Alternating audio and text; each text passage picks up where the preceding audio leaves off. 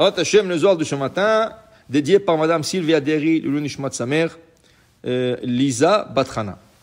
Dit le Rabbi Shimon Bar Yochai, Echa Yashva Badad. Cette semaine, le Zohar il va parler de la Megillat Echa, le scroll de Echa, parce qu'on s'approche vers la semaine de Tisha B'Av.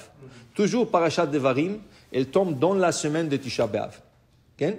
Et là, le Megillat Echa, le scroll de Echa, commence par le mot Echa Yashva Badad.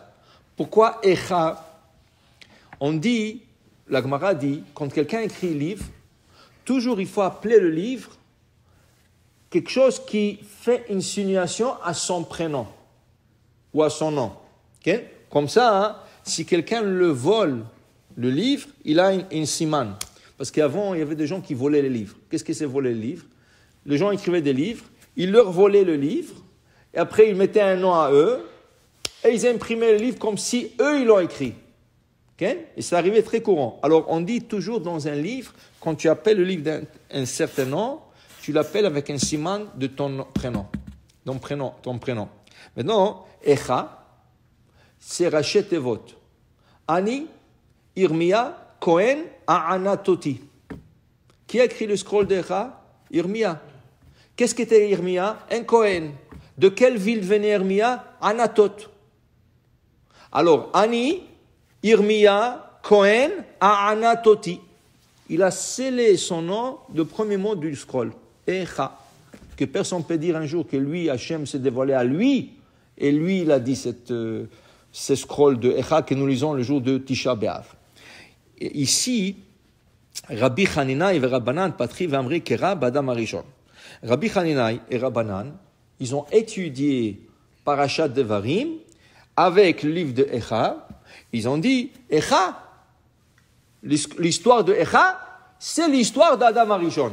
Ils font une comparaison. Mashvim, ben Mashikra Babait Arishon, Bachurban Abayt, im Adam Arishon.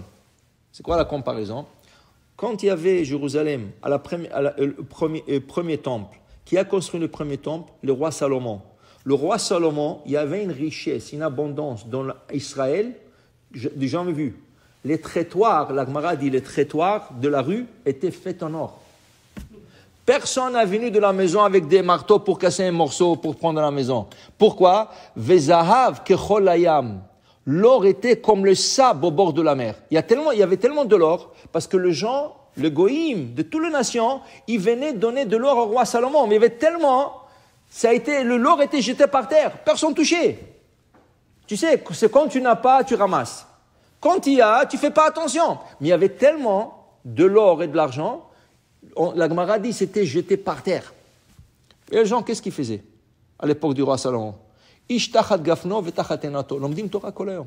Ils étudiaient la Torah toute la journée. Ils n'avaient rien à faire avec l'or. Ils prenaient un livre, ils avaient un figuier, ils avaient geffen, ils avaient une vigne, et ils allaient étudier la Torah. L'or et l'argent, ce n'était pas important. Okay? Jusqu'à que le Beth Amikdash, malheureusement, a été détruit. Tout cet or et argent est parti en Babylone. Okay? Premier temple. Okay? La même chose, il dit Adam Arishon. Adam Arishon, il avait le bonheur qui n'existe pas. D'abord, où est-ce qu'il était? Il était au paradis. Gan Eden. Il était au Gan Eden. Le Malachim venait lui retirer son manger. La Midrash, il dit Malachim ayubaim machinim lo'ochel Adam Arishon. Il lui préparait à manger. Okay? Il lui donnait à boire. Il sortit lo anavim. Simlo yain. Il lui redonnait à boire. Quel Gan Eden noya, Adam Arishon. Waouh. Okay? Et qu'est-ce qui est arrivé? Il est venu le Nahash. Le serpent est venu. Il a commencé à parler à Hava, petit à petit, jusqu'à il lui a causé la faute d'aller manger et goûter Metz Adaat. Okay? Et qu'est-ce qui est arrivé? Hachem lui a dit, le Shama Atali, tu m'as désobéi, out. Sors. Okay? Même chose. Bet Amikdash Arishon, Hachem leur a donné une abondance, je vous ai donné l'or et l'argent, regardez là, tout ça. Vous ne m'avez pas écouté, vous avez fait Avodah Zara, Giloy Arayot, adultère, Shvichut Damim, vous êtes tués entre vous, alors vous ne méritez rien. Out. Ou out, exil, Babylone. Okay? Alors le Chaverim, Rabbi Hananai et Rabbanan, quand ils étudiaient le scroll de Echa, ils faisaient une comparaison avec Adam Arishon. Okay? C'est la même chose. Qui veut dire, les situations reviennent, mais ceux qui jouent le rôle sont différents. Toujours, כל המצבים שהיו פעם חוזרים על עצמם. Ça revient. Alors c'est pour ça que Rabbi Shimon Bar Yochai nous explique dans Parashat Shemot que la sortie d'Égypte va retourner. C'est qu'on est sorti d'Égypte, ça va retourner. Dans nos jours à nous. Comment? On est sorti d'Égypte, d'exil, on est venu en Israël. La même chose. On va sortir de l'exil. Avant c'était Égypte, maintenant c'est l'exil. On va retourner. Mais qu'est-ce qui est arrivé à la sortie d'Égypte? 4/5 du peuple ne voulait plus sortir. 4/5, 80% du peuple, on dit non, top là nous. On est bien ici, wow, les enfants sont à l'école, moi j'ai mon travail, je viens de payer mon hypothèque. Tu crois que je vais aller en Israël maintenant? Mais je ne suis pas fou, j'ai travaillé toute ma vie pour ça. 4/5 du peuple d'Israël ne voulait pas sortir d'Égypte.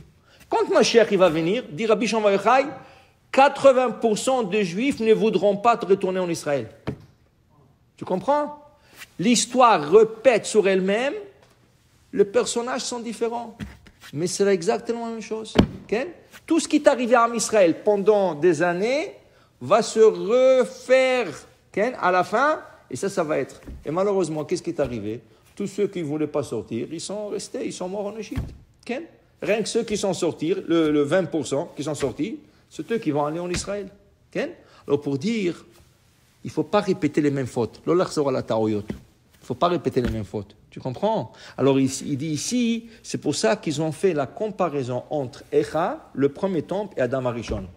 C'est la même histoire exactement, différents personnages. Alors pour vous dire, il faut apprendre de les leçons et de ne pas faire les mêmes erreurs. Comme ça, on a le mérite de participer dans la Géoula. Baruch Adonai La'olam. Amen ve Amen.